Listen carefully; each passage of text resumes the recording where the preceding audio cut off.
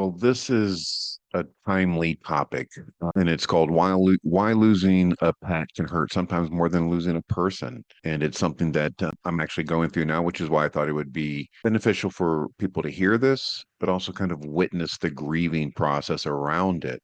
I think this misconception that if someone approaches life from some level of awakening or awareness that when these events happen to them, that just walks or just moves right through them, right? But that's not true. Again, part of living in this reality is experiencing grief and loss, as well as joy and excitement, right? They're all parts of it. The objective to me is always just not falling into those moments. But, something I've been sitting with this last week is, why losing a pet, I don't even like that term, an animal companion, at least for me, sometimes can hurt more than losing a person.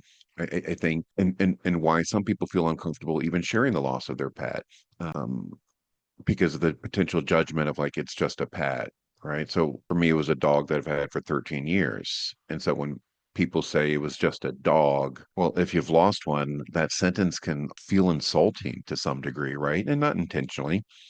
But here's what most people don't understand. You don't just lose an animal. You lose a living rhythm that was woven into every hour of your day. At least again in my case. My dog didn't exist in memory or on holidays, right? She existed in every moment. When I woke up, she woke up. She would follow me from room to room. She would sit beside me even when I was quiet, right? Waited for me when I left.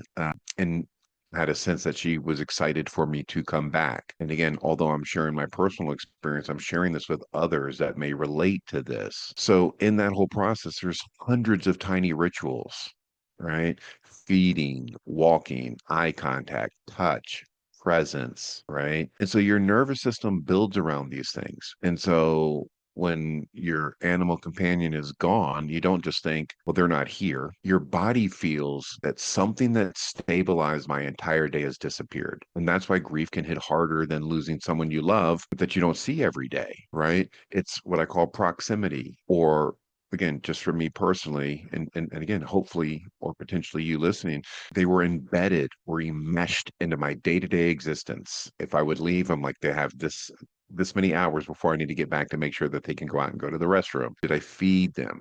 All right. All these things, like it's bedtime. They're gonna come in and do some snuggling at night, right? So they're embedded and enmeshed into your day-to-day existence versus friends that I absolutely love that again I may see twice a year. That person that you see twice a year doesn't shape your daily nervous system. So to me, grief isn't measured by who someone was, is measured by how intertwined your lives are or how enmeshed your lives are or embedded.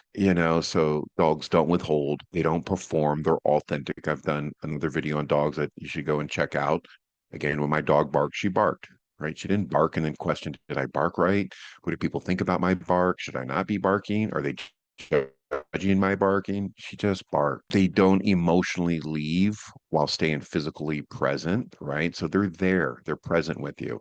And they meet you exactly where you are, right? So when they're gone, the silence isn't just emotional, it's somatic. It's somatic. And there's places in your day where a presence used to be, and now there isn't. Feel emotional just talking about it. That's not weakness. That's love with no distraction. And I believe it needs to be honored. So if this resonated with you, I appreciate it. I'll leave it at that.